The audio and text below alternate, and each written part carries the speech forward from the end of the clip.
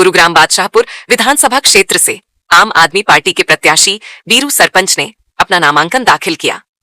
नामांकन से पहले बीरू सरपंच ने सराय अलावर्दी कम्युनिटी सेंटर में एक जनसभा आयोजित की, जिसमें हजारों लोग शामिल हुए।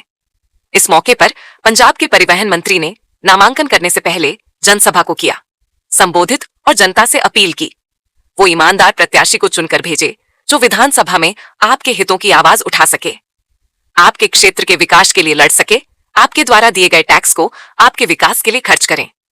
बीरू सरपंच की माने तो गुरुग्राम सबसे ज्यादा रेवेन्यू देने वाला शहर है। इसके बावजूद गुरुग्राम और बादशाहपुर का हाल बेहाल है। सड़कें टूटी फूटी पड़ी है, सीवर जाम की समस्या पूरा इलाका झेल रहा है। दूषित पेयजल आपूर्ति के चलते लोग बीमार हो रहे हैं। इतना ही नहीं, स्वास्थ्य सुविधाओं का भारी अभाव है। जनता त्रस्त है और अधिकारी मस्त है। पिछले 5 साल में न तो बादशाहपुर विधानसभा में कोई काम हुआ है और न ही कोई विकास हुआ है। आम आदमी पार्टी ही एक ऐसी पार्टी है जिसने दिल्ली और पंजाब में सरकार बनाकर लोगों को राहत देने का काम किया है। दिल्ली में शिक्षा, स्वास्थ्य और बुनियादी स्तर पर लोगों को सहूलियतें मुहैया करवाई है, जिसका डंका पूरे देश में बज रहा है। अब आपको सोचना है कि आप कैसा विधायक चाहते हैं।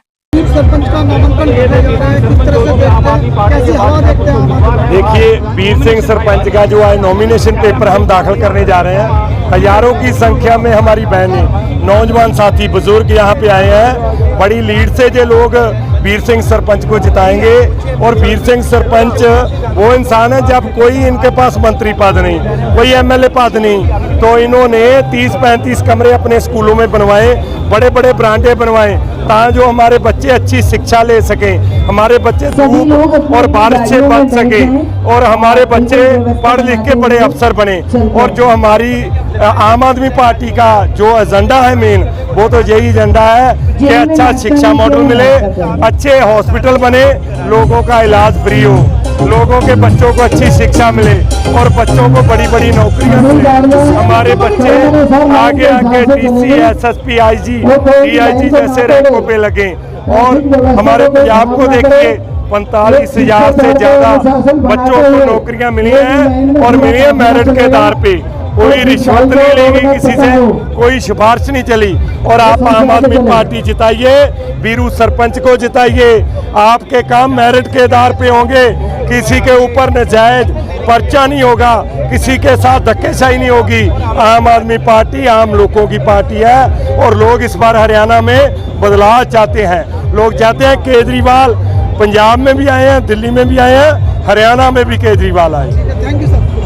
अगर किसी इंसान का बड़ी बीमारी हो जाए तो सरकारी में चला जाए तो जान नहीं बचा, प्राइवेट में चला जाए तो मकान नहीं बचा, इस तरह की व्यवस्था। अगर किसी आदमी का बड़ी बीमारी होगी और सरकारी हॉस्पिटल के अंदर वो इलाज कराने के लिए चला गया तो उसको 6 महीने की 1 साल पीछे की डेट मिलेगी, क्या 1 साल बीमारी इंतजार करेगी? तो इसलिए कहता हूं मैं, सरकारी में जाओगे जान नहीं बचेगी और प्राइवेट में जाओगे तो आपका जाते के साथ इलाज शुरू हो जाएगा, लेकिन लाखों रुपए जमा कराने के नहीं। जो लाखों जमा कराने के जिसके पास पैसे नहीं, उसने मकान, प्लाट, दुकान कुछ ना कुछ बेचना पड़ेगा। अगर उसके पास में भी नहीं है तो कर्ज में डूबना पड़ेगा। केजरीवाल जी चाहते हैं कि ये चीजें जो है आम आदमी को नाप झेलनी पड़े, इसलिए अच्छे हॉस्पिटल बनाओ, हर आदमी का इलाज बराबर मिले। जो आपने जो पैसे दिए आपके ऊपर खर्च होंगे, आपके हॉस्पिटल बनाने में खर्च होंगे, आपके स्कूल बनाने में खर्च होंगे, आपके बच्चों को पढ़ाने के लिए, आगे बढ़ाने के लिए खर्च होंगे। आज आपने देखा है जब हम डॉक्टर बड़े बच्चे को पढ़ाते हैं, क्योंकि सरकारी इंस्टीट्यूट नहीं है जिसमें हम ये सोचे हमारा बच्चा जो के मेडिकल कॉलेज में पढ़ के डॉक्टर बन जाएगा। अब सबने प्राइवेट में कराना पड़ता है और प्राइवेट में डॉक्टर बनने के लगभग 5 करोड़ रुपए खर्च हो जाते हैं, शुरू से लेकर आखिरी तक। जो आदमी 5 करोड़ रुपए खर्च कर डॉक्टर बनेगा, क्या उसकी सेवा भावना हो सकती है? वो सबसे पहले तो अपने 5 करोड़ वसूल करने के चक्कर में काम करना शुरू करेगा और उसके लिए वो जाएगा तो प्राइवेट हॉस्पिटल सरकारी में भी नहीं। तो प्राइवेट हॉस्पिटल के अंदर जो आदमी जाके नौकरी जिसका तो बिजनेस है वो बोलता बोल कितनी तनख्वाह लेगा, तो उससे कहता है मैं तो 10 लाख रुपए दूंगा। वो कहेगा ठीक है आपको 10 लाख रुपए दिए, लेकिन 50 लाख कमा के देने पड़ेगी। तो जो बिजनेस देना है, इसलिए अगर वो जनता के टैक्स के पैसे से अगर सरकारी मेडिकल कॉलेज के अंदर उसने ठीक सैलरी होती, तो उसके मन में ये धारणा होती अब मैं जनता के पैसे के टैक्स से डॉक्टर बना हूं, मेरा सेवा धर्म बनता, मैं सेवा करूंगा जनता की। लेकिन अब ये धारणा नहीं है। इसलिए मैं कहता हूं केजरीवाल ईमानदार है और ये सारे भ्रष्टाचारी उसको दाग लगाने का काम करना चाहते हैं। जबरदस्ती मुकदमा डालकर जेल में इसलिए बैठाया है अब हम भी नू कहने लगे यो भ्रष्टाचारी से हमारी पांगड़ी उठावे,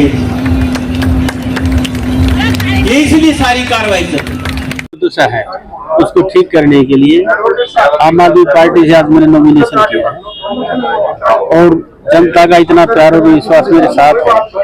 अगर आपने देखा वह जो नॉमिनेशन के ऊपर जो हमने वहां जहाँ बैठक बुलाई थी वहाँ हजारों की संख्या में लोग पूछे थे और जीतने के बाद जितनी भी विधानसभा के अंदर जो दिखते हैं जैसे जल भराव की है, सीवर की है, प्रॉपर्टी आईडी की है, डेवलपमेंट चार्ज की है, क्या नाम अपना प्रॉपर्टी टैक्स की है गांव के अंदर, ये जितनी भी लड़ाई जितनी हमने सामाजिक न्याय संगठन के झंडे की तरह जितने भी मुद्दे उठाए थे उन सारी लड़ाइयों को विधानसभा भाजपा से राव नरबीर है, कांग्रेस से वर्धन यादव है, किसको देख रहे हैं चुनौती अपने क्षेत्र में? देखो राजनीति में चुनौतियां तो होती हैं लेकिन जिसके साथ जनता है जीतता तो।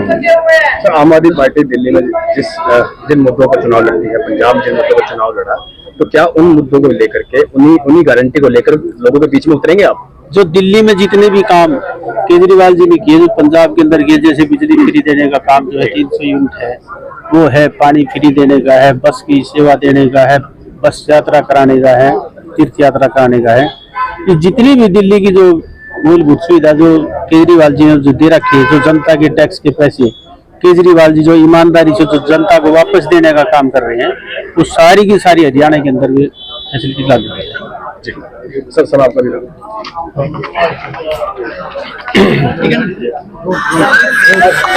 पंजाब के अंदर आम आदमी पार्टी की सरकार है, हरियाणा के अंदर आम आदमी पार्टी चुनाव लड़ी है, ऐसे में जो वादे दावे दिल्ली और पंजाब में किए गए, क्या पंजाब में वो सब चीजें अभी चल रही है आपकी पार्टी की? क्या हरियाणा में वही मैनिफेस्टो देने वाला है?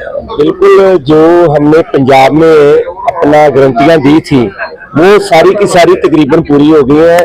सरदार भगवंत सिंह मान और मुख्यमंत्री दिल्ली श्री अरविंद केजरीवाल जी ने गारंटी दी थी कि बिजली जो है फ्री दी जाएगी। 95% लोगों को इस वक्त बिजली का बिल जीरो आ रहा है। मल्ला क्लिनिक दिल्ली में खुले थे, पंजाब में भी मल्ला क्लिनिक खुल रहे हैं, लोगों के इलाज टेस्ट दवाइयाँ फ्री मिल रही हैं।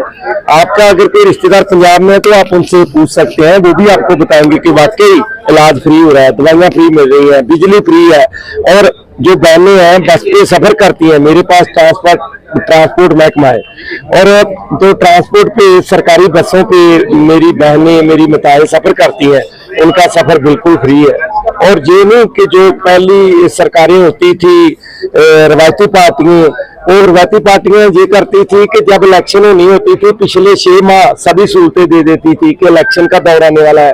लेकिन आम आदमी पार्टी ऐसी पार्टी है जो कहती है वो करती है और सरकार बनने के दूसरे तीसरे माह ही सभी सहूलतें जारी कर दी। आम आदमी पार्टी हाईकमान से आपकी बात हुई हो तो क्या हरियाणा में बिजली माफी को लेकर या शिक्षा चिकित्सा को लेकर कोई चर्चा हुई है कि क्या देंगे वो? क्या बिजली की यूनिट तय की गई है? हरियाणा में कितनी फ्री हो सकती है? जैसे पंजाब में स्कूल ऑफ एमिनेंस खोले गए हैं, शिक्षा का जो है यहाँ पे भी जो म्यार है बिल्कुल नीचे है, शिक्षा का म्यार उठाया जाएगा, स्कूल ऑफ एमिनेंस खुलेंगे, बच्चों को शिक्षा फ्री मिलेगी। और बच्चों को जैसे पंजाब में नौकरियां मिली है 45,000 से ज्यादा नौकरियां जो मेरिट के आधार पे मिली है। ऐसा नहीं है कि जिसके पास पैसा है या कोई पावर है उसकी सिफारिश लग जाए, उसको नौकरी मिल जाए। पिछली जो रवायती पार्टियां थी उनके टाइम या तो रिश्वत चलती थी या सिफारिश चलती थी। आम आदमी पार्टी की सरकार में ना तो रिश्वत चली ना सिफारिश चली। वैसे ही जैसे पंजाब में नौकरियां मिली है वैसे ही बेरोजगार बच्चों को हरियाणा में भी नौकरियां मिलेंगी और अच्छे स्कूल खुलेंगे, शिक्षा का मॉडल अच्छा होगा, अच्छे हॉस्पिटल खुलेंगे। लोगों का वैसे तो परमात्मा भगवान कृपा करे किसी का मेंबर परिवार का बीमार ही ना हो। अगर किसी कारण कोई बुजुर्ग बीमार होता है तो उसका इलाज फ्री होगा, किसी को किसी तरह की चिंता करने की जरूरत नहीं पड़ेगी। हम देखते रहे कि जो बुजुर्ग बीमार हो जाते थे लोगों के घर बिक जाते थे, तो भी हमारे को दिक्कत होती है, स्कूल जाए तो भी दिक्कत होती है। और दूसरा, जब हमारे बच्चे हम फीस ही ना भर पाएंगे, जो मिडिल लो क्लास लोग हैं या लो क्लास लोग हैं, जब फीस ही नहीं भर पाएंगे तो एक बार तो बच्चे आगे पढ़ेंगे कैसे। और आज की इस जनरेशन में बच्चे पढ़ तो लेते हैं लेकिन हमारे बच्चों को काम कहीं नहीं मिलता, नौकरियां कहीं नहीं है। अगर पेपर होते तो पेपर लीक हो जाते हैं। नौकरी का तो मतलब ये लगा लो, ये जो 10 साल से इस जो ये अब आई है, ये सरकार आई है, उसमें तो नौकरियों का तो मतलब ही नहीं पड़ता। वो तो आप लोग तो पत्रकार हो, आप लोगों को तो खुद पता इस चीज का। तो मैं तो यही कहूंगी, देखो जनता उसी शख्स को चुने जो बंदा काम करवाने वाला है। अब जैसे बीरू सरपंच जी हैं, वो इतने काम करवाते हैं, आज तक हमारे एरिया में किसी एमएलए एमपी ने नहीं कराया जितने बीरू सरपंच जी ने कराए हैं। तो मैं तो देखो जनता से यही कहूंगी, चाहे वो बीरू सरपंच हो या कोई और भी हो, बंदा उसी मतलब नेता उसी को चुनो जो नेता काम करने वाला है। हाँ जी।